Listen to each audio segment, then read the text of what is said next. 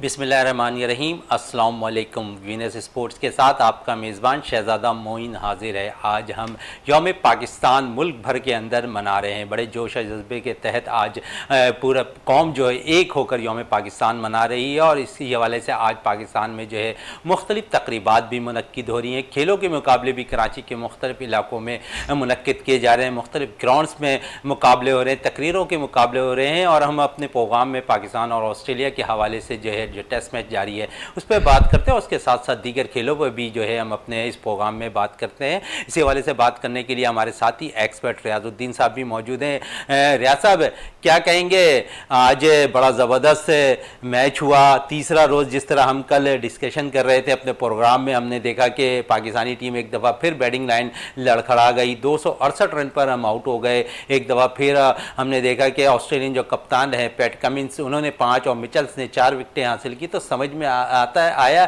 कि तेज़ विकेटें बनाने का नुकसान हमें ये हुआ कि आज जो है हमारे जो बैटर्स हैं टी के बाद जो है जो जिस तरह उन्होंने जो है बैटिंग की, बिल्कुल फ्लॉप होते हुए दिखाई दिए और ऑस्ट्रेलियन बॉलर्स हम पे हावी होते हुए दिखाई दिए। बिस्मिल्लाहिर्रहमानिर्रहीम। बहुत शुक्रिया शहज़ादा मोइन। सबसे पहले तो मैं अपनी तरफ से, आपकी तरफ से और विनस टीवी की तरफ से पूरी कौम को 75वां यौम पाकिस्तान पे मतलब ये कि मुबारकबाद पेश करता हूँ। और ज़िंदा कौमों की ये निशानी होती है कि अपने जो कौमी दिन हैं वो बहुत ही मतलब अज़्म और हौसले के साथ मनाते हैं, पुरजोश तरीके से मनाते हैं। तो इसी तरह से हम भी ये मना रहे हैं और अल्लाह ताला का शुक्र है कि हम एक आज़ाद ममलिकत में सांस ले रहे हैं। जहाँ तक बात है पहले मतलब ये तीसरे टेस्ट की, जो कि कज़ाफ़ी स्टेडियम लाहौर में हो रहा है, तो शहज़ादा जब पहला दिन था और दूसरा दिन था तो हम यहाँ डिस्कशन कर रहे थे कि शायद ये टेस्ट जो है वो नतीजा खेज साबित ना हो। और जाहिर है मतलब ये कि अभी हम कुछ भी नहीं कह सकते कि ये नतीजा इसका निकलेगा या नहीं निकलेगा, इसलिए कि क्रिकेट तो वैसे भी एक गेंद का खेल है। और जैसा कि हमारी पाकिस्तानी टीम की हमेशा से परफॉर्मेंस ये रही है कि उसमें कंसिस्टेंसी कभी नहीं रही, अनप्रेडिक्टेबल रही है। आप रिकॉर्ड उठा के देख लें, अगर हम खेलते हैं तो बहुत ज़्यादा अच्छा खेल जाते हैं और अगर ख़राब खेलते हैं तो उसमें देर नहीं लगती। तो पहले भी आपने देखा कि जब कराची का टेस्ट हुआ था तो उसमें पहली इनिंग्स में हम 148 रन आउट हो गए थे और उसके बाद आउट हो गई थी और उसके बाद फिर हमने बाउंस बैक किया और इतनी अच्छी परफॉर्मेंस का मुजाहरा किया कि जो खेल के आखिरी लम्हात या 1-1.5 घंटे थे उसमें सांसें जो थी नीचे ऊपर जा रही थी। और वो टेस्ट जो था यकीनन फेवर में था उस वक्त ऑस्ट्रेलिया के, लेकिन हमने जो है वो वापस ले लिया। तो ये एक बहुत बड़ी एक्स्ट्रा ऑर्डिनरी परफॉर्मेंस हमारे बैट्समैनों ने दी, ख़ासतौर से जो मतलब नोमान थे, जो कि बैट्समैन नहीं है, रिकग्नाइज्ड बॉलर थे, वो स्पिनर, लेकिन उसके बावजूद वो 18 गेंदें उन्होंने उस क्रूशल स्टेज पे खेली, उस टेंस और प्रेशर पे खेली जब अच्छे बैट्समैन नहीं खेल पाते हैं। और आपने देखा कि उसी मतलब मौके पे, उसी दूसरे टेस्ट की बात कर रहा हूँ कराची की, जब मतलब उस्मान ख्वाजा से कैच ड्रॉप हो गया था, गालिबन रिजवान का था, अगर वो विकेट निकल जाती तो फिर आप मतलब दूसरी विकेट गिर जाती। और आज आप देखें कि फिर वही हुआ कि हम जैसे कि आप जिक्र करते कि लंच टी टाइम तक हमारे तीन खिलाड़ी आउट हुए थे और टी टाइम से लेके और खेल के एंड तक हमारे 7 खिलाड़ी आउट हो गए। तो मतलब ये देखें कि आज हमारी 9 विकेटें गिरी, कल टोटल 6 विकेटें गिरी थी और पहले दिन जो थी 5 विकेटें गिरी थी। अब हम जब पहले और दूसरे दिन डिस्कस कर रहे थे तो लगता ही ऐसा था कि ये भी शायद डेड विकेट है, लेकिन कल जब हम यहाँ पे बात कर रहे थे तो मैंने एक बात कही थी, शायद आपको याद होगा कि मैंने कहा था कि आज का तीसरा दिन जो है वो वाइटल रोल अदा करेगा किसी की भी टीम की कामयाबी या नाकामी में, और आज का दिन जो है अहम साबित होगा इस टेस्ट से मुताल्लिक। ऐसा भी है, हमें तो ऐसा लग रहा था टी टाइम तक जो है हम वहाँ ऑस्ट्रेलियन पर भारी नज़र आ रहे हैं, लेकिन टी के बाद तो मुख्तलिफ ही हुआ। जी बिल्कुल, वही जैसे मैंने कहा कि हमेशा से हमारी टीम की परफॉर्मेंस जो है वो अनप्रेडिक्टेबल रही है और मतलब ये कभी बहुत अच्छी हो जाती है, कभी बहुत ख़राब हो जाती है। आप ये देखें कि जिस तरह से मतलब अब्दुल्ला शफीक को एक चांस मिला था लंच से पहले स्विप्सन की गेंद पे स्लिप में, और बहरहाल फिर उन्होंने 81 रन बनाए और नो डाउट के बाबर आजम भी 77 रन बनाने में कामयाब रहे, जबकि बाबर आजम जो है 67 और अजहर अली 78 रन बनाए। अच्छा, अजहर अली का मैं ये जरूर बताऊंगा कि अजहर अली ने आज जो ये रन बनाए तो वो 7000 से ज़्यादा रन बनाने वाले 5वें बैट्समैन बन गए। इससे पहले मतलब यूनुस खान थे, जावेद मियांदाद, इंज़िमामुल हक और मोहम्मद यूसुफ मतलब बतदरीज उन्होंने पहले दूसरे तीसरे चौथे नंबर पे, और अब ये अजहर अली जो है 7,000 से ज़्यादा रन बनाने में कामयाब रहे। तो ये आज पाकिस्तान के 5वें बैट्समैन हो गए जिन्होंने 7,000 से ज़्यादा रन बनाए। अच्छा, आज जो मतलब ये सिचुएशन थी, देखें अगर हमारे बैट्समैन इस मौके पे थोड़ा सा जिम्मेदारी का मुजाहरा करते तो हम बेहतर पोजीशन पे आ सकते थे। और इस मतलब मैच में जबकि हमें मतलब ऑस्ट्रेलिया को इतनी ज़्यादा लीड थी, अभी भी आप देखें कि ऑस्ट्रेलिया को 134 की लीड है। ज़ाहिर है पहली इनिंग्स पे उन्होंने ऑस्ट्रेलिया ने 91 रन बनाए थे, फिर उन्होंने 11 रन बनाए और पाकिस्तान जो है 268 रन पे आउट हो गया। अब इस वक्त जो है 134 रन की लीड है। अब जो है मैं ये समझता हूँ कि देखें पहले और दूसरे दिन तो स्ट्राइक रेट जो था कम था दोनों टीमों का, लेकिन ऑस्ट्रेलियन टीम जो है वो इतनी उनके बैट्समैन और या जो बैटर हैं इतने कॉम्पिटेंट हैं, इतने टैलेंटेड हैं, उनका आईक्यू लेवल इतना अच्छा है और उनकी फिजिकल फिटनेस अच्छी है, उनकी मतलब प्रोफेशनल अप्रोच जो है हमसे ज़्यादा अच्छी है। मैं ये समझता हूँ कल उनका स्ट्राइक रेट जो है वो हमसे ज़्यादा होगा और वो बेहतर तरीके से, क्योंकि अब वो जो है इस मैच को जीतने के मूड से अपनी परफॉर्मेंस देंगे उनके, इसलिए कि उनको ऑलरेडी 134 रन की बरतरी हासिल है। तो ये तो है कि अब ये मैच जो है हमसे निकल के एज जो है वो अब ऑस्ट्रेलिया के हाथ में चला गया है। लेकिन शहजादा मैं ये समझता हूँ कि अगर रियाज साहब, हमने देखा कि खासकर जिस तरह के इनकी बैटिंग चल रही थी पाकिस्तानी बैटर्स की, वक्फे के दौरान हमने देखा कि बड़ी अच्छी बैटिंग की उन्होंने। खासकर अगर अजहर अली की बात करें, अजहर अली के साथ साथ हम अगर बात करते हैं बाबर आजम की, बाबर आजम ने भी बड़ी उम्दा इनिंग खेली। उसके साथ साथ हम देखते हैं अब्दुल्ला शफीक ने भी बड़ी उम्दा इनिंग खेली। पाकिस्तानी टॉप लेवल के जो बैटर्स थे उन्होंने तो उम्दा बैटिंग का मुजाहरा किया, लेकिन मिडल ऑर्डर पर आकर हमने देखा कि फवाद आलम भी नाकाम नजर आए, मोहम्मद रिजवान भी नाकाम नजर आए और साजिद खान से ऊपर भेजा गया कि साजिद खान कुछ रन कर देंगे, लेकिन वो भी नाकाम नजर आए। तो समझते हैं कि मिडल ऑर्डर हमारा बिल्कुल फ्लॉप नजर आया। हालांकि देखें शहजादा, आपने बिल्कुल सही कहा, होना तो ये चाहिए था कि अगर अब आपके ओपनर्स या मतलब ऊपर के बैट्समैन रन्स ना बनाते तो वो एक प्रेशर बिल्डअप होता है मिडिल ऑर्डर बैट्समैन पे। लेकिन यहाँ उल्टा हो रहा है कि जबकि हमारे मतलब इब्तदाई बैट्समैनों ने अच्छी परफॉर्मेंस का मुजाहरा किया, अच्छे रन्स बनाए उन्होंने, और उसके बाद तो आपका कॉन्फिडेंस लेवल और हाई होना चाहिए हमारे मिडिल ऑर्डर बैट्समैन का।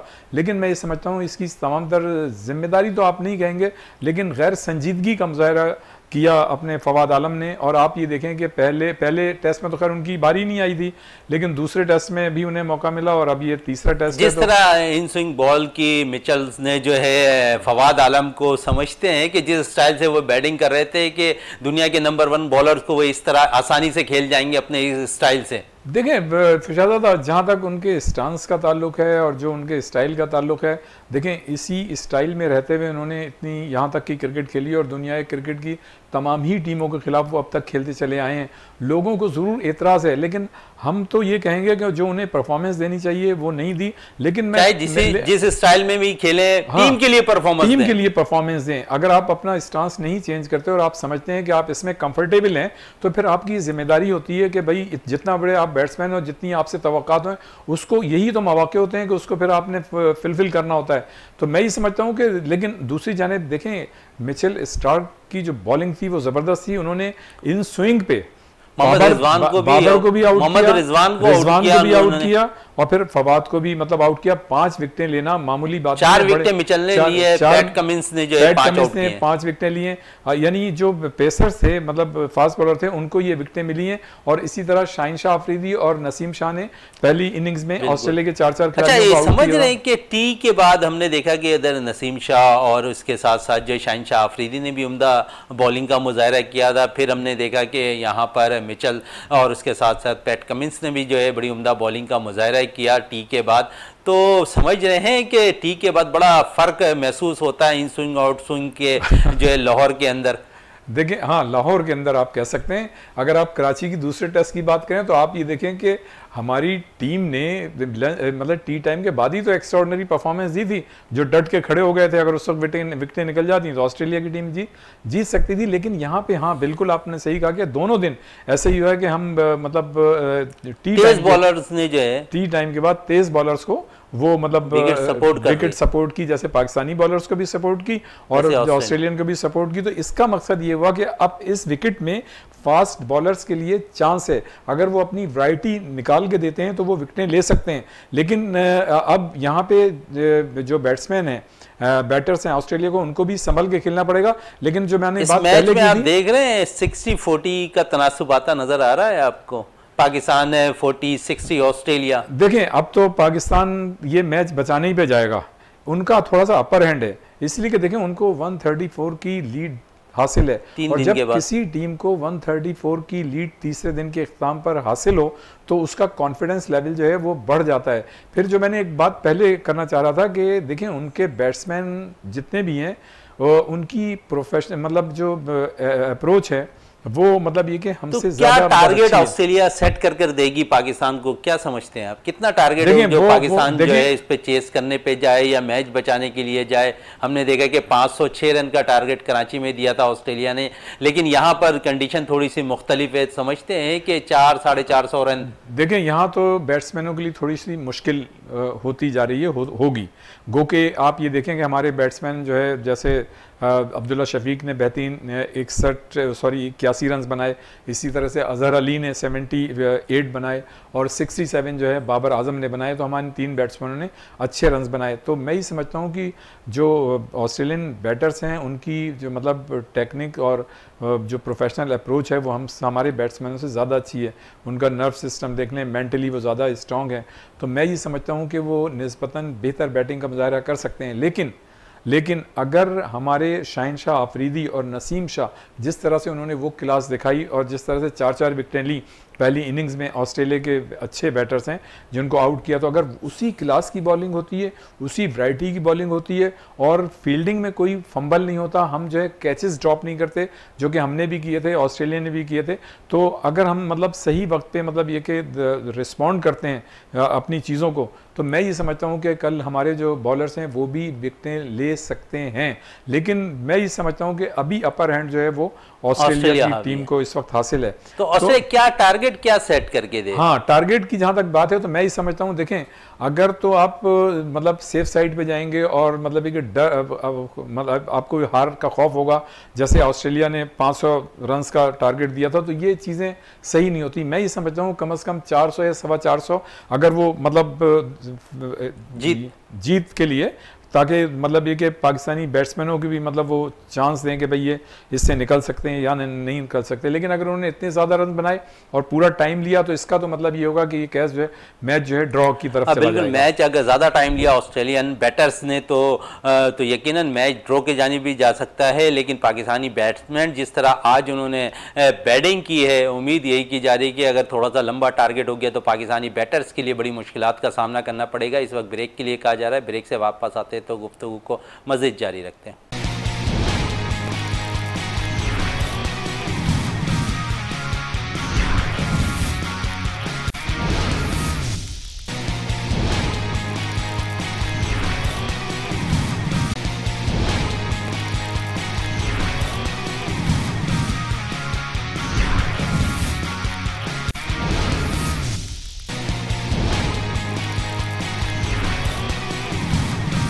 वक्फे से पहले हम बात कर रहे थे पाकिस्तानी बैटर्स की कि उन्होंने टी के बाद उम्दा बैटिंग का मुजाहिरा नहीं किया, जिसके बाइस पाकिस्तान जो है 268 रन पर आउट हो गए। इस वक्त हमें टेलीफोन लाइन पे ज्वाइन किया है स्पोर्ट्स एनालिस्ट बदियुज़्ज़मा साहब ने। बदियुज़्ज़मा साहब, विनर्स स्पोर्ट्स में टाइम देने का बहुत बहुत शुक्रिया।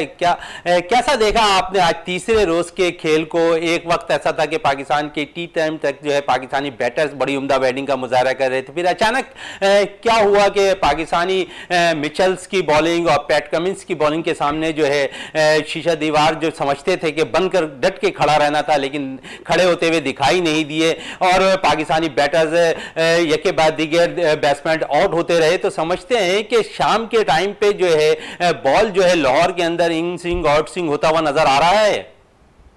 देखें, अब एक वक्त तो ऐसा था कि पाकिस्तान टीम की पोजीशन जब अब्दुल्ला शफीक और अजहर अली खेल रहे थे तो काफी मुस्तहकम थी, लेकिन वक्त के साथ जैसे जैसे अब वक्त गुजरता जा रहा है तो आपको नजर आ रहा होगा कि इस विकेट पर जो है वो रिवर्स स्विंग हो रही है।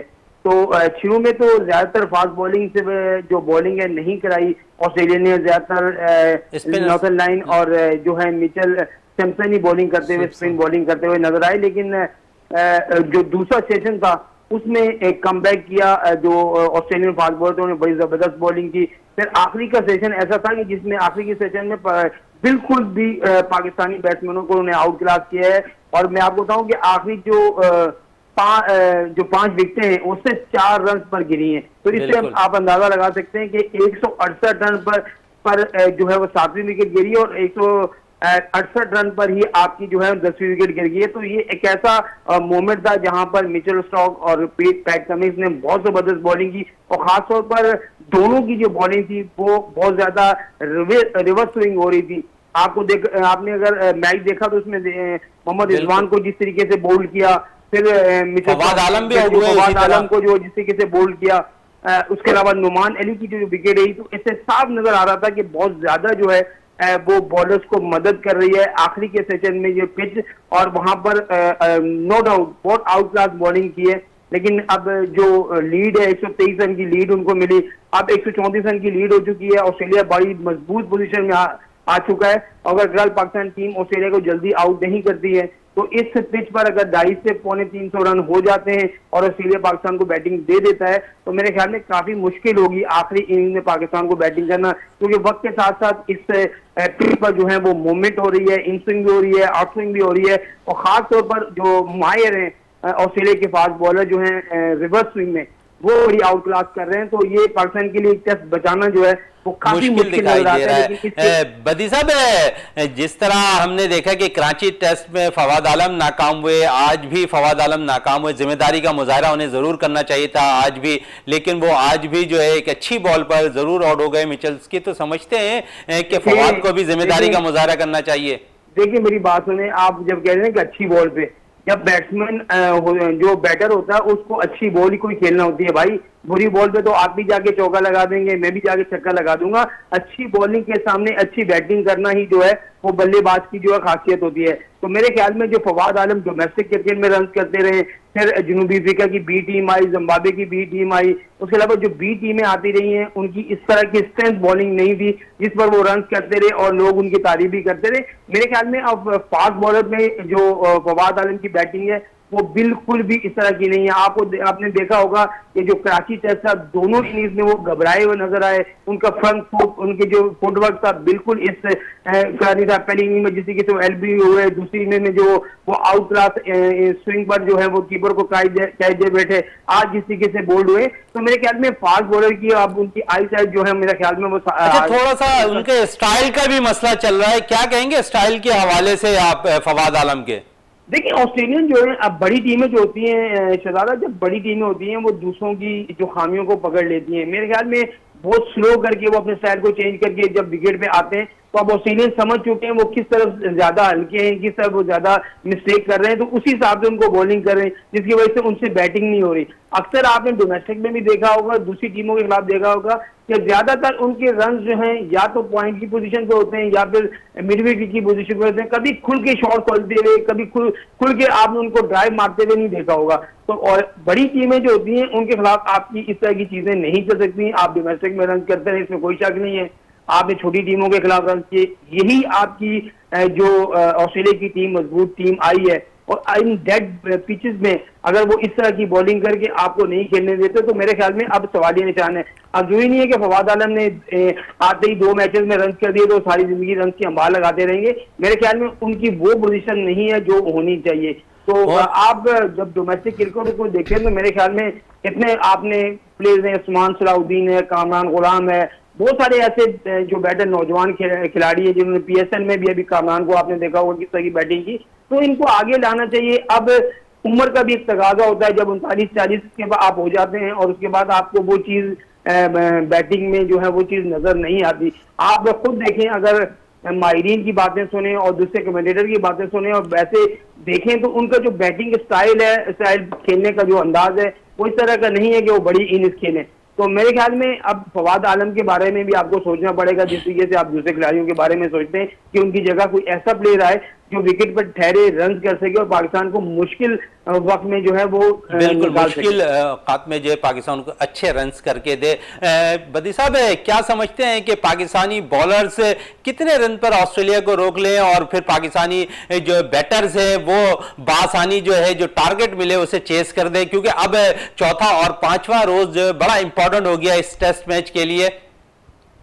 देखें, सबसे बड़ी बात ये होती है कि आपके सवाई 2 अब्दुल्ला शफीक ने रन किए, अजहर अली ने किए और बाबर ने किए।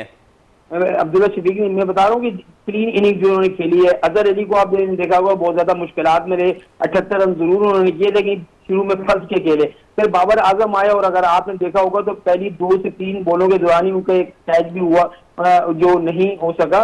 तो दूसरी इनिंग्स में अब ये कि पाकिस्तानी बॉलर जिसमें शाहीन शाह और जो नसीम शाह हैं, यही 2 ऐसे बॉलर हैं जो रिवर्स स्विंग कर सकते हैं। खासतौर पर स्पीड जो है वो आसानी लीग इतनी नहीं है, अगर वो सिर्फ और सिर्फ खिलाते हैं इन स्विंग आउट स्विंग पे वो थोड़ा सा कंट्रोल कर लेंगे। लेकिन अगर 250 से 300 रन हो जाते हैं तो ये पाकिस्तान के लिए टेस्ट बचाना भी मुश्किल हो जाएगा, क्योंकि आखिरी दिन होगा और आखिरी दिन में ऑस्ट्रेलियन की बॉलिंग जिस तरीके से आपने आज देखा कि जिस तरीके से वो बॉलिंग कर रहे थे तो मुश्किल है आपको टेस्ट बचाना भी। तो यहाँ पर आप बदी साहब समझते हैं कि जहां पर शाहीन शाह आफरीदी और नसीम शाह के साथ साथ जो है नुमान और साजिद का किरदार बड़ा अहम है। अब चौथे रोज तो समझ रहे हैं कि साजिद खान या नुमान अली अपनी अच्छी परफॉर्मेंस दिखाएं और ऑस्ट्रेलियन बैटर्स को जल्द आउट कर लें। देखिए, आप देखें ना, वो इस वक्त जो पुरतमाद है ऑस्ट्रेलिया की टीम, आप 134 रन की लीड हो चुकी है, समझ लेंगे वो 134 रन से इनिंग शुरू करेंगे, 10 विकेट उनके पास बाकी हैं। अगर वो 200 रन भी बनाते हैं और इसको 330 335 रन का टारगेट देते हैं तो कहाँ पाकिस्तान टीम खड़ी है, ये आपको देखना होगा। मेरे ख्याल में अगर सुबह का जो सेशन है उसमें अगर पाकिस्तानी बॉलर्स में अच्छी बॉलिंग की और 3 से 4 खिलाड़ी अगर अपना ऑस्ट्रेलिया के आउट कर लिए तो फिर तो जान बन सकती है कि आपने 60-70 के अंदर जो है 3-4 प्लेयर उनके आउट कर दिए, फिर उनके टेल अंदर आपने आउट कर दिए, तो 200-250 रन अगर आप उसके अंदर उनको काबू करते हैं तो फिर आपका चांस बन सकता है, वो भी कुछ सूरत में कि जबकि आपके बैटर ऊपर के जो टॉप ऑर्डर है वो रन करे। अब्दुल्ला शफीक अगर रन नहीं करेगा, अगर ये रन नहीं करेगा तो आपके पास कोई ऐसा इनफॉर्म बैट्समैन है नहीं। बाबर रन कर रहा है और रिजवान रन कर रहा है, तो जब 2-3 प्लेयर आपके भी ऊपर के आउट हो जाते हैं तो फिर आप पे प्रेशर आ जाता है। तो जब प्रेशर आता है, आप पिछला टेस्ट आपको याद होगा कराची वाला कि एक मौके पर हम कितना अच्छा खेलते और आखिरी जब स्टेशन आया, जब आधा पौना 1 घंटा बाकी था तो कितने मैच में जो इंटरेस्टिंग हो गया था। फिर वो नुमान अली के 18 बॉल्स खेलना वो भी एक अहमियत थी उस टेस्ट मैच के अंदर। अगर वो रिजवान का कैच नहीं छूटा तो आप कहाँ खड़े थे। तो मेरे ख्याल में ये टेस्ट जरूरी, आप मुझे कोशिश यही होगी कि पाकिस्तान की जल्दी से जल्दी आउट करें इनको और मैच बचाएं। लेकिन सुने एक छोटी सी बात, असल में मसला ये है कि हमारी टीम का मसला ये है कि चेयरमैन पीसीबी हो, मैनेजमेंट हो या हमारे खिलाड़ी हो, हमने कभी जीत का सोचा ही नहीं। हम जीत की के सोच कर जो मैदान में दाखिल नहीं होते। आप इतना डिफेंस हो जाते हैं कि आप सुबह के सेशन में देखें कि 2 सेशन में आपने कितने रन बनाए, आपके 2 सेशन में सिर्फ जो है 68 रन बने। तो 246 का एवरेज था स्ट्राइक रेट, 246। तो वही मैं कह रहा हूँ कि जब ऐसे रन बनाएंगे तो इसका मतलब है कि आपको साफ नजर आ रहा है कि आप डिफेंसिव मूड में आप टेस्ट जीतना नहीं चाहते, आप तो सिर्फ यही चाहते हैं कि किसी न किसी से तरीके से ड्रॉ हो जाए। जो टीमें जीत के लिए जाती हैं वो ऑस्ट्रेलिया की तरह जाती हैं। देखिए, उन्होंने स्पिनर को भी बार बार चेंज किया, फास्ट बॉलर को बीच में लाते रहे और आखिर में उन्होंने आपको किस तरीके से आउट क्लास करते हुए आप जो है वो लीड भी ले ली। तो ये वो टीमें होती हैं, सिर्फ उनको मैदान में जाने का मकसद है। अच्छा, लीड ले ली ऑस्ट्रेलियन टीम ने, तो अब समझते हैं कि जिस तरह उनके बैटर्स हैं बदी साहब, क्योंकि हमने देखा कि पिंडी के बाद कराची और अब लाहौर, तो स्ट्राइक रेट ऑस्ट्रेलिया का भी तेज नहीं है। लेकिन अब क्योंकि सिचुएशन चेंज हो गई है तो समझते हैं कि कल जब वो सुबह बैटिंग करने आएंगे तो तेज खेलते हुए नजर आएंगे। देखिए, ऑस्ट्रेलिया की टीम, अगर आपकी कंडीशन में ऑस्ट्रेलिया की टीम जो है ना वो इस तरह की बैटिंग कर रही है तो उनको उनकी जीत है। वो इस वजह से कि वो जिस कंडीशन में खेलते हैं, जिस कंडीशन में उनकी बैटर बैटिंग करते हैं, जिस कंडीशन में उनकी बॉलिंग होती है, उनकी कंडीशन अलग है।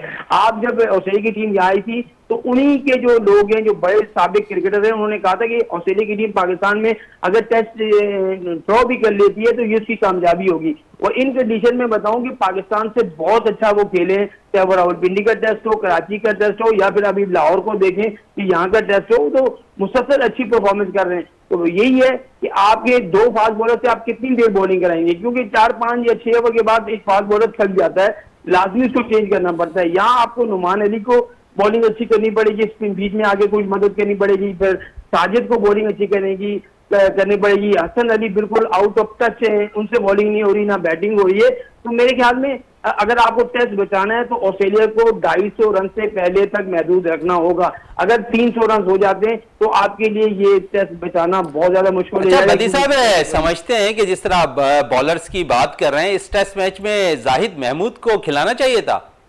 देखिए, हमेशा से लेग स्पिनर जो है वो मुश्किलात पैदा करता है।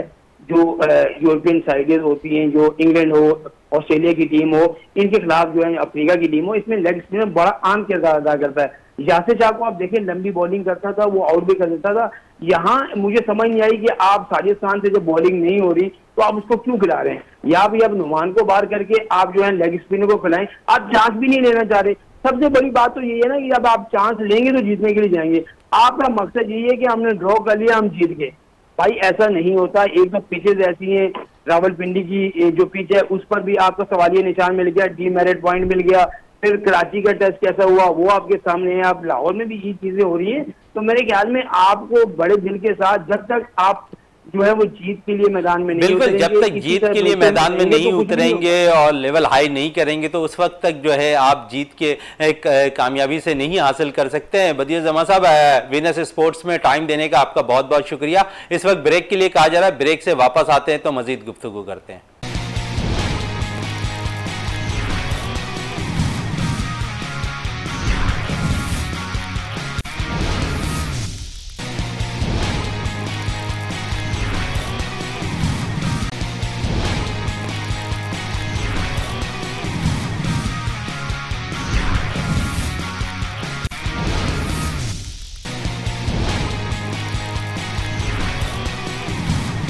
वक्फे से पहले बात हो रही थी स्ट्राइक रेट के हवाले से कि ऑस्ट्रेलियन बैटर जब सुबह के टाइम पे बैटिंग करने आएंगे तो यकीनन वो तेज़ खेलने की कोशिश करेंगे और पाकिस्तान को जो है लंबा सेकंड इनिंग में टारगेट देंगे ताकि वो बासानी जो है इस मैच में अपनी गिरफ्त मजबूत कर सके। रियाज साहब, क्या समझते हैं कि कल सुबह जब ऑस्ट्रेलियन बैटर्स बैटिंग करने आएंगे, 134 रन का अब तक उनको जो है मिला हुआ है, और उसके बाद समझते हैं कि इस टेस्ट मैच में 300-350 रन अगर ऑस्ट्रेलिया बनाने में कामयाब हो जाती है तो ये टेस्ट अपने नाम कर लेगी?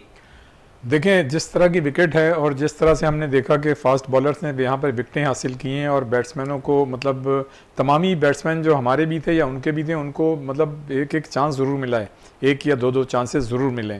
तो ज़ाहिर है जैसे जैसे ये विकेट और मतलब एक वक्त गुजरेगा, बैट्समैनों के लिए इसमें मुश्किलात पैदा होंगी और फास्ट बॉलर्स के लिए इसमें आसानी होगी। वो रिवर्स स्विंग भी हो रही है, इन स्विंग भी करा रहे हैं, आउट स्विंग भी करा रहे हैं, तो उनके लिए एक अच्छा होगा। अब जैसे शाहीन शाह अफरीदी हैं, पैट कमिंस ने अभी तक मजमूई तौर पे 196 विकेटें ली हैं, और शाहीन शाह अफरीदी जिन्होंने 2018 में डेब्यू किया था, उन्होंने अभी तक कल तक जो उन्होंने 4 विकेटें ली हैं, उन्होंने 192 मतलब विकेटें ले चुके हैं। 94 विकेटें उन्होंने जो है वो टेस्ट मैचेस में ली हैं। इसी तरह 53 विकेटें जो हैं वो उन्होंने ली हैं वनडे मैचेस में, और 45 विकेटें उन्होंने ली हैं T20 में। तो मतलब उन्होंने अपनी क्लास तो साबित कर दी है, लेकिन अब ये देखना होगा कि कल वो उस विकेट से और अपनी जो एनर्जी है, अपनी बॉलिंग है, अपनी जो वैरायटी है, उससे किस तरह से फ़ायदा उठाने में कामयाब रहते हैं। लेकिन मैं ये समझता हूँ कि अब जो है सबसे ज़्यादा अहमियत स्ट्राइक रेट की है। अगर तो मतलब ये कि बहुत जल्द ऑस्ट्रेलियन बैट्समैन जो हैं वो निस्बतन ज़्यादा रन्स बनाने में कामयाब रहते हैं, तो उनके लिए ज़ाहिर एक अच्छा होगा, प्लस पॉइंट होगा कि ज़्यादा से ज़्यादा रन्स बनाएंगे और उतना ही मतलब एक ऐसा टाइम देंगे, वक्त की बड़ी अहमियत होगी कि एक ऐसा टाइम देंगे जो पाकिस्तानी खिलाड़ियों को लालच भी देगा रन्स बनाने की और उन्हें मतलब मजबूरी भी करेगा कि वो रुकें, तो वहाँ पे क्लास पता चलेगी। लेकिन मैं ये समझता हूँ कि अब जो सिचुएशन है इस वक्त, जो करंट मतलब स्टेटस है और करंट जो सिचुएशन है उसमें ऑस्ट्रेलियन टीम को एज हासिल है, एक तरह से उन्होंने कमांड हासिल कर ली है। अब हम उनके डिस्पोजल पे हैं कि वो किस तरह की परफॉर्मेंस पेश करते हैं। लेकिन इसके साथ साथ मैं एक बात ज़रूर कहूँगा कि क्रिकेट जो है वो एक गेम का खेल है, कुछ भी हो सकता है। हो सकता है हम जो अंदाजे लगा रहे हैं वो गलत साबित हों या हमारे अंदाजे जो हैं सही साबित हों।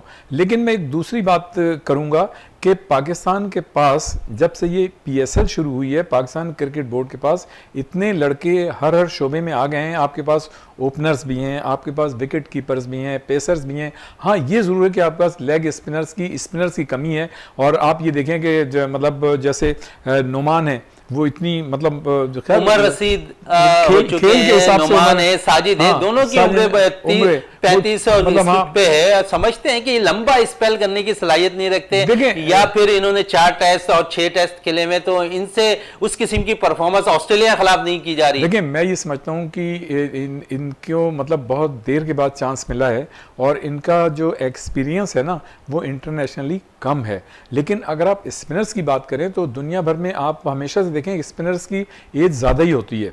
मतलब स्पिनर्स जो होते हैं उनकी उम्रें मतलब ज़्यादा ही होती हैं क्रिकेट में ना, निस्बतन बैटर्स के या फास्ट बॉलर्स की जो मतलब वो होता है वो टाइम बहुत कम होता है, इसलिए कि उनको इतनी मेहनत करनी पड़ती है, इतनी स्ट्रगल करनी पड़ती है अपने पूरे कैरियर में कि वो जल्दी मतलब आउट हो जाते हैं।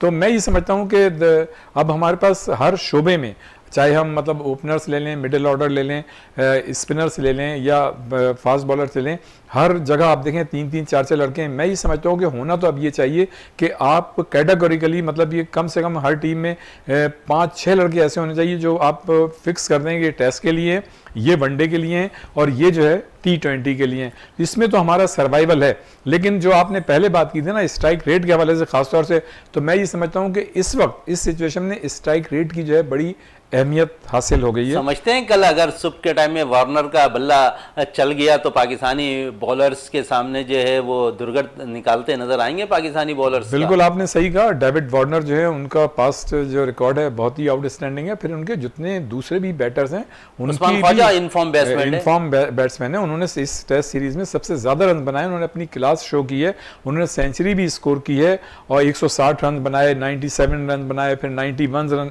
बनाए।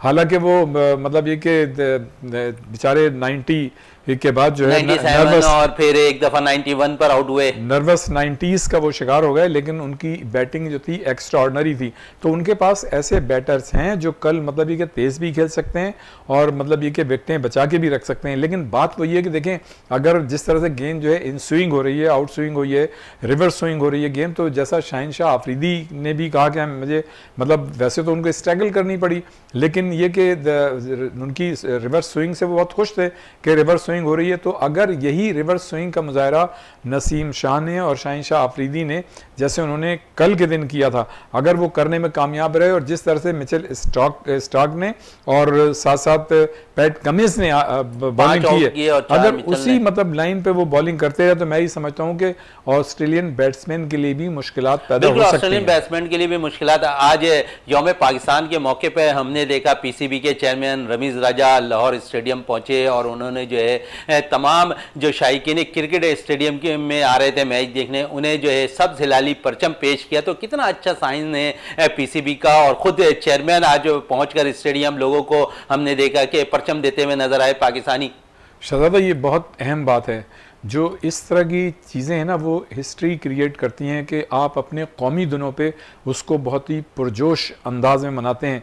इसका एक मैसेज जाता है हमारी नई जैसे हम ये बात कर रहे थे आपसे कि रमीज राजा की, हमारी स्क्रीन पर भी इस वक्त वो वीडियो जो है चल रही है जो रमीज राजा ने शायकीन क्रिकेट को जो सब्ज हिलाली परचम पेश किया। तो समझ रहे हैं कि जिस तरह आप भी कह रहे हैं कि बहुत ही अच्छी बात है एक चेयरमैन का स्टेडियम आना और स्टेडियम में आके शायकीन क्रिकेट को जो है परचम देना। देखिए, वैसे तो ये जब से पाकिस्तान बना है और हम अपना मतलब यौम पाकिस्तान जो है और कौमी दिन दीगर भी जो हैं वो बहुत ही एहतमाम से और बड़े जोश और जज्बे के साथ मनाते हैं, लेकिन पाकिस्तान क्रिकेट बोर्ड की जानिब से रमीज़ राजा जो कि चेयरमैन हैं, उनके दौर में ये पहली मरतबा ये क्रिएटिव चीज़ सामने आई है। तो ये एक बहुत ही पॉजिटिव और बड़ी अच्छी चीज़ है और इसका एक बड़ा पॉजिटिव मैसेज जाता है, ना सिर्फ ये कि हमारी नई नस्ल के लिए जाता है बल्कि दुनिया जो देख रही है उनके मतलब उनको भी मतलब नज़र आता है और उन तक जाता है कि पाकिस्तान जो है अपना कौमी जो दिन है उनको कितने मतलब एहतमाम के साथ मनाते हैं। और ज़िंदा कौमों की यही निशानी होती है कि अपने जो कौमी दिन है उनको उसी मतलब जो प्रायोरिटी है, जो मेरिट है, उसी हिसाब से मनाना चाहिए। तो मैं ही समझता हूँ कि रमीज़ राजा की जानिब से ये बहुत अच्छा इक़दाम है और इसके बड़े दूरस मस्बत नताइज सामने आएंगे। और वैसे तो शहजादा ये बड़ी खुशकिस्मती की बात है कि काफ़ी अरसे के बाद पाकिस्तान में OIC का इजलास हुआ है जिसमें 57 मालिक के मतलब वज़राए ख़ारजा और मंदूबीन आए, तो ये भी पाकिस्तान के लिए एक बड़ी बहुत अच्छी और खुशाइन बात है। और हमारी जो नई नस्ल है, चाहे वो स्पोर्ट्स से ताल्लुक़ रखती हो या दीगर शोबों से, वो मतलब उनके लिए एक नया तजुर्बा और एक नई अच्छी चीज़ है कि हम जो है मेहमान नवाजी अपने मेहमानों की किस तरह से करते हैं और इतने सारे मेहमानों को किस तरह से हम अच्छे तरीके से डील करते हैं। तो मैं ही समझता हूँ कि ये एक बहुत अच्छी बात है। आज हमने देखा कि मैच का तीसरे रोज़ का भी आगाज़ कौमी तराने से हुआ बाकायदा तौर पर 23 मार्च के हवाले से, तो ये भी एक अच्छी रवायत डली है आज ग्राउंड के अंदर। जी बिल्कुल, मतलब ये कि देखें ना, मैं ये कह रहा हूँ कि ये बड़ी क्रिएटिव और बड़ी मतलब अट्रैक्टिव चीज़ थी जब कज़ाफ़ी स्टेडियम लाहौर में, और खुशकिस्मती से आज 23 मार्च ही हमारा यौम पाकिस्तान था और तीसरा टेस्ट का आज तीसरा दिन था, तीसरा टेस्ट तीसरा दिन और हमारा यौम पाकिस्तान। तो मैं समझता हूँ कि सारी चीज़ें इतनी अच्छी मतलब मिल गई और ज़ाहिर है हमें ये चीज़ जो है मतलब दिखाने का मौका मिल गया। और वैसे भी देखें, ये जो ऑस्ट्रेलिया से टेस्ट सीरीज़ हो रही है, ये बहुत ही अच्छा मतलब ये कि हमारी प्रोडक्ट है, हम इसको जितने अच्छे तरीके से मतलब सेल करेंगे उसमें जो है हमारी आइंदा की कामयाबी है। तो मैं समझता हूँ कि बहुत बड़ा दिन है। और ख़ास तौर से देखें ना, बच्चों को जो जिस तरह से परचम पाकिस्तान के बांटे गए हैं, सब्ज़ हिलाली परचम, तो ये तो जो है मतलब मैं सब बच्चों में एक ऐसा नया वलवला और जोश पैदा करेगा और अपने मुल्क से मोहब्बत का मज़ीद उसके बाद हमने देखा रियाज साहब के स्टेडियम के अंदर शायकीन क्रिकेट की आज बहुत बड़ी तादाद लाहौर के स्टेडियम पे मौजूद थी और हर वक्त जो है सब्ज़ हिलाली परचम लहराता हुआ नज़र आ रहा था। शायकीन क्रिकेट भी बड़े पुरजोश नज़र आ रहे थे। और हमने इसके साथ साथ ये भी देखा कि जहाँ पर ऑस्ट्रेलियन बॉलर्स ने अच्छी बॉल की तो फिर वहाँ पर शायकीन क्रिकेट ने भी उन बॉलर्स को दाद देते नजर आए। फिर अजहर अली की बैटिंग पे भी दाद दी, बाबर आजम के, और साथ साथ नौजवान बैटर्स अब्दुल्ला शफीक की इनिंग पर भी शायकीन क्रिकेट जो है ने दाद देते नजर आ रहे थे। और सब्ज़ हिलाली परचम जो है आज पूरे ग्राउंड्स के अंदर लहराते हुए नजर आ रहा था। तो ये भी खुशकिस्मती हमारी कि हमारे मुल्क के अंदर इंटरनेशनल क्रिकेट वापस आई। बड़ी टीमें हमारी जो है दौरा कर रही है पाकिस्तान का और इसके साथ साथ हमारे होम ग्राउंड पे मैचेस हो रहे हैं। तो हमने देखा कि इस पे भरपूर तौर पर शायकीन क्रिकेट भी इंजॉय करने ग्राउंड पहुंच रहे हैं। देखिए शहजादा, एक तो यौम पाकिस्तान और फिर दूसरे ये कि मतलब छुट्टी का आज दिन था, 23 मार्च था। और जैसा मैंने पहले कहा कि ज़िंदा कौमें जो हैं अपने कौमी दिनों को मतलब बहुत ही पुरजोश तरीके से मनाती हैं और मनाना भी चाहिए, ये ज़िंदा कौमों की निशानी है। तो मैं ये समझता हूँ कि आज पाकिस्तान क्रिकेट बोर्ड ने बिल्कुल उसकी मेरिट पे मतलब ये कि सारी चीज़ें की हैं, जो कि बहुत मतलब ये कि खुश आइन बात है, बड़ी अच्छी बात है, बड़ी क्रिएटिव बात है और इसके मस्बत दूररस नताइज जो हैं आगे तक जाएंगे। मैं ये समझता हूँ कि हमें जो और भी हमारे दिन आते हैं, तो तमाम जितनी भी हमारी फेडरेशन हैं, जितने भी मतलब जैसे हमारे पाकिस्तान क्रिकेट बोर्ड है जिसने आज के दिन के मुनासबत से एहतमाम किया, इसी तरह से जो दूसरी हमारी फेडरेशन है, चाहे उनका ताल्लुक किसी भी खेल से हो, उनको भी इस चीज़ को रोशनास कराना चाहिए। जैसा कि आप देखें कि कम से कम स्कूलों में ये ज़रूर होता है कि यौम आज़ादी के मौके पर, यौम पाकिस्तान के मौके पर कोई ना कोई तकारीब होती हैं। तो मैं ये समझता हूँ कि इसको एक तो लाजमी करार देना चाहिए और उसके साथ साथ जैसा मैंने कहा कि ये तो एक मौका था कि इत्तेफाक से ऑस्ट्रेलियन टीम हमारे यहाँ आई हुई थी और मतलब ये कि आज 23 मार्च पाकिस्तानी क्रिकेट बोर्ड ने एक नई सिलसिला शुरू किया है फ्रेम हॉल का, तो वो भी समझते हैं कि अच्छी चीज़ है। आज वकार यूनुस को भी पेश किया गया, इससे पहले जावेद मियांदाद को भी पेश किया गया, तो समझ रहे हैं कि अच्छा साइन है ये। देखें, ये बहुत अच्छी बात है। जिन मतलब क्रिकेटर्स ने या जिन प्लेयर्स ने आपके मुल्क की खिदमत की है, जिनकी वजह से आपने कामयाबियां हासिल की हैं, जिनकी वजह से दुनियाए खेल में आपके मुल्क का सब्ज़ हिलाली परचम बुलंद हुआ है, तो मैं समझता हूँ कि ऐसे प्लेयर्स को बिल्कुल रिगार्ड देना चाहिए, उनको रिस्पॉन्ड करना चाहिए। वकार यूनुस को किया, उन्होंने बहुत अच्छा किया। ज़हीर अब्बास को किया, दूसरे प्लेयर्स को भी करना चाहिए, जावेद मियांदाद को भी करना चाहिए।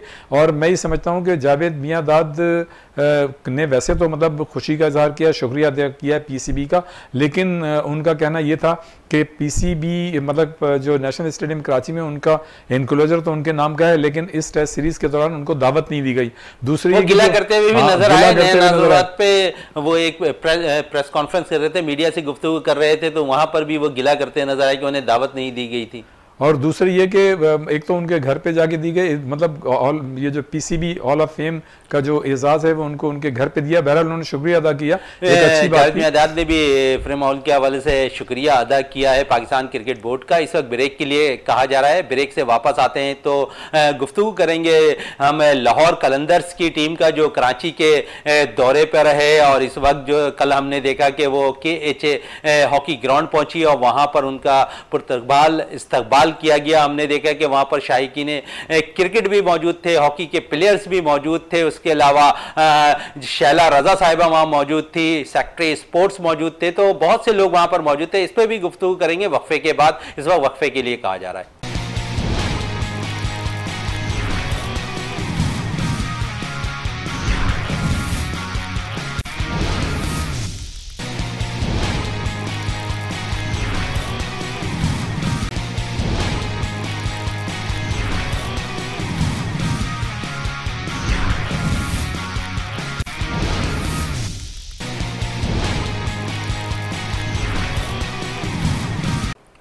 वक्फे से पहले जिस तरह हम जिक्र कर रहे थे कि कराची में लाहौर कलंदर्स के CEO आतिफ राना साहब, उसके साथ साबका टेस्ट क्रिकेटर आकिब जावेद ने जो है कल KHA हॉकी ग्राउंड पर पहुंचे और ट्रॉफी की रुनुमाई हुई। वहां पर हमने देखा कि सेक्रेटरी जो कराची हॉकी एसोसिएशन हैदर हुसैन ने उनका इस्तकबाल किया। उसके साथ साथ जो है शैला रजा साहिबा थी, ओलंपियन हनीफ खान मौजूद थे उस ग्राउंड पर, और बहुत से जो है शायकीन के साथ साथ हॉकी प्लेयर्स भी जो है ग्राउंड में नजर आए। इसी हवाले से हम बात भी करेंगे। रियाज साहब क्या कहेंगे, कल हमने एक तकरीब देखी KHA ग्राउंड पर, लाहौर कलंदर्स ने जो PSL 7 की जो ट्रॉफी है वो लेकर पहुंचे KHA ग्राउंड, और हमने देखा कि वहां पर शायकीन के साथ साथ हॉकी प्लेयर्स, ओलंपियंस और बहुत बड़ी तादाद जो है साफियों की भी वहां पर मौजूद थी। तो समझते हैं कि एक अच्छी तकरीब कल मुनक्किद हुई लाहौर कलंदर के एजाज में जो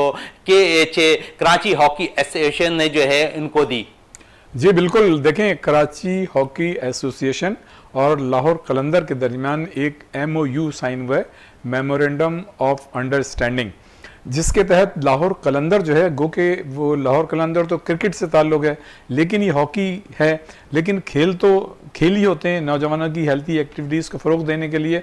तो जो MOU साइन हुआ है लाहौर कलंदर ने जो कराची हॉकी एसोसिएशन के साथ किया है, उसके तहत लाहौर कलंदर मतलब ये कि इन लाहौर कलंदर की एक टीम होगी, लाहौर की और कराची की, और इनके दरमियान मैचेस होंगे। दूसरे ये कि एक टूर्नामेंट ऑर्गेनाइज कर रहे हैं। इसी तरह से ये टैलेंट हंट स्कीम का ऐलान कर रहे हैं, जिस तरह से लाहौर कलंदर ने क्रिकेट के खिलाड़ियों की टैलेंट हंट स्कीम बिल्कुल ग्रास रूट से जिस तरह उन्होंने क्रिकेटर्स को निकाला, अब हॉकी की तरफ भी काम करती है लाहौर कलंदर्स दिखाई दे रही है। कल जिस तरह हमने देखा कि वहां पर भी बड़े ऐलानात हुए हॉकी के हवाले से, तो समझ रहे हैं कि अब हॉकी भी हमारी अब ऊपर की जानिब जाती हुई नजर आएगी, जिसका सेहरा लाहौर कलंदर्स के सर भी सज सकता है, क्योंकि हमने देखा कि ग्रास रूट लेवल से क्रिकेट के लिए बड़े प्लेयर्स लाहौर कलंदर ने दिए पाकिस्तान को। देखिए शहजादा, हॉकी तो हमारी उस वक्त जाएगी, ये तो अर्ली 90s से हमारी हॉकी नीचे आनी शुरू हो गई, और उसकी बुनियादी वजह ये थी कि हमारे पूरे मुल्क में, ख़ासतौर से यहाँ कराची में, सिंध में 40-45 डिपार्टमेंट्स की टीमें हुआ करती थीं। तो उस वक्त नंबर ऑफ़ प्लेयर्स ज़्यादा थे, तो हमें नंबर ऑफ़ क्वालिटी प्लेयर्स ज़्यादा मिलते थे। फिर ये कि 9/11 का वाक़या हो गया, तो बैरून मुल्क की टीमों ने हमारे यहाँ आना बंद कर दिया। हमारी फेडरेशन के पास इतने फंड्स नहीं थे कि वो बाहर जाके अपनी टीमों को टूर कराते, उनसे एक्सपीरियंस मतलब गेन करते, और हमारे पास इतने फंड्स नहीं थे कि हम दूसरी टीमों को यहाँ बुलाते। तो वो तो एक बतदरीज हमारी हॉकी का ग्राफ नीचे आ गया।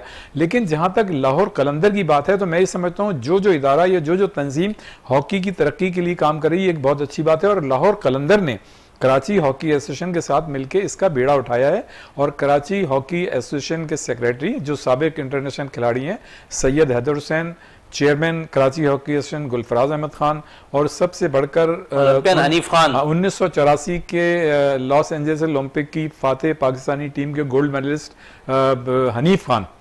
तो इनका मतलब ये कि बड़ा किरदार है, और गो के पूरी मतलब ये कि KHA की टीम इनके साथ है और भी उहदेदारान हैं जो इसमें पूरा मतलब माइन्यूटली इसको देख रहे हैं। कल हमने देखा रियाज साहब कि शैला रजा साहिब भी मौजूद थी, कराची हॉकी एसोसिएशन विमेन की जो है सरप्रस्त आला हैं। उसके साथ साथ हमने देखा कि साबका जो सेक्रेटरी स्पोर्ट्स थे सैयद इम्तियाज़ अली शाह वो भी मौजूद थे, फिर करंट जो सेक्रेटरी स्पोर्ट्स हैं वो भी वहाँ पर मौजूद थे। तो ये भी एक अच्छा साइन है कि यहाँ पर हॉकी ग्राउंड पर जो है ये लोग भी मौजूद हैं जो सिंध में खासकर हॉकी को परवान चढ़ाने के लिए अपना किरदार अदा कर रहे हैं। देखिए, मैं एक बात तो ज़रूर कहूँगा यहाँ पे सिंध गवर्नमेंट के हवाले से कि पाकिस्तान हॉकी फेडरेशन को जितना सिंध गवर्नमेंट सपोर्ट कर रही है फाइनेंशियली, मुझे मतलब मेरे में नहीं किसी ने किया नहीं है स्पोर्ट्स के हवाले से जो मैं बात कर रहा हूँ। इसी तरह से शैला रजा साहिबा जो मतलब ये कि सिंध हॉकी टीम एसोसिएशन की टीम की मैनेजर भी, वीमेंस टीम की मैनेजर हैं, और उनका बड़ा वाइटल रोल है इसमें सिंध वीमेंस हॉकी के हवाले से, और ख़ासतौर से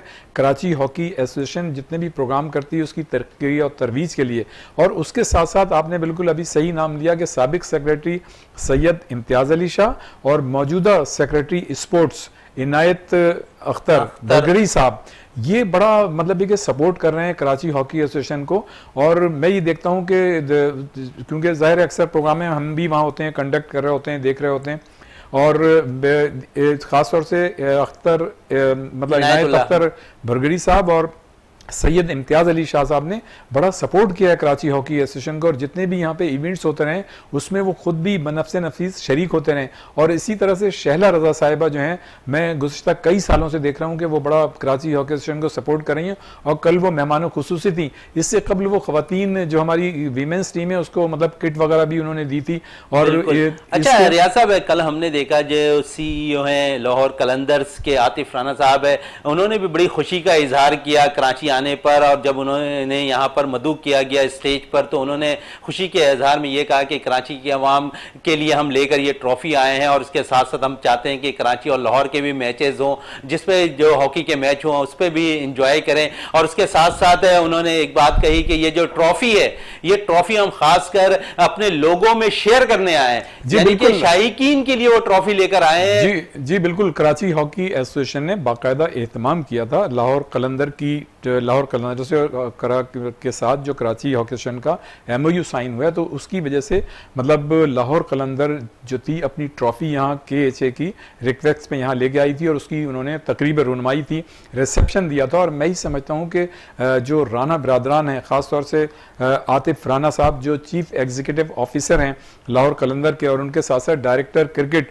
आकिब जावेद जो कि साबिक टेस्ट क्रिकेटर हैं, फास्ट बॉलर हैं, और ज़ाती तौर पे मैं आकिब जावेद को इसलिए भी मतलब मैं पसंद करता हूँ, मैंने अपने मुख्तलिफ आर्टिकल में, जो हमारा एक ग्रुप है जो सबसे बड़ा ग्रुप है अखबारात का, बहरहाल उसमें भी मैंने जब आर्टिकल लिखे तो मैंने इनको काफ़ी मतलब इनकी सही तारीफ की जो मेरिट पे बनती थी कि ये वो बॉलर थे जब क्रूशल स्टेज होता था और क्रंच सिचुएशन होती थी तो ये जो थे ना कैच की लालच में मतलब भी के शॉर्ट पिच गेंदें नहीं कराते थे, बल्कि ये जो थे रन्स कंटेन करने के लिए विकेटों पे गेंद कराते थे, यॉर्कर कराते थे। वरना आजकल के बॉलर तो देखें प्रेशर में और मतलब आकिब जावेद बड़े नामवर बॉलर थे और उन्होंने बड़ी खिदमत अंजाम दी पाकिस्तान क्रिकेट टीम के लिए। इस वक्त प्रोग्राम में टाइम कम है। रियाज साहब आपका बहुत बहुत शुक्रिया। प्रोग्राम का अख्ताम करते हैं इस दुआ के साथ कि पाकिस्तान में खेल और खिलाड़ी तरक्की करते रहें और पाकिस्तान का सब्ज़ हिलाली परचम दुनिया भर में रोशन रहे। इसी के साथ अपने मेज़बान शहजादा मोइन को इजाज़त दें। पाकिस्तान जिंदाबाद।